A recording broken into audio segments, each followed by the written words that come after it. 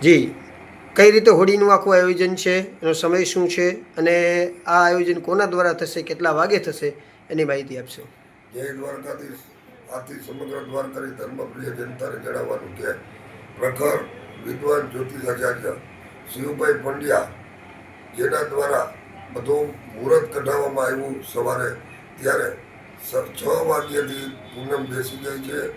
તો સાંજે 7:15 થી 8:15ની વચ્ચે હોલિકા દહન થશે અને પ્રગટાવવામાં વિધિ વિધાનથી આવશે.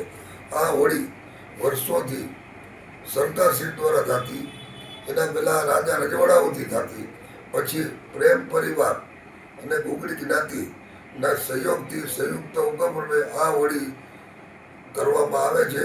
તો દ્વારકાની દરેક ધર્મપ્રિય જનતા, દરેક વ્યક્તિઓને કે સવાસદ પછી ભાવભર્યું દર્શન કરવા પધારો, અને દેવતા જે ઘરે ઘરે લઈ જાય છે, તો 7:15 વાગે પધારવા સૌને ભાવભર્યું આમંત્રણ.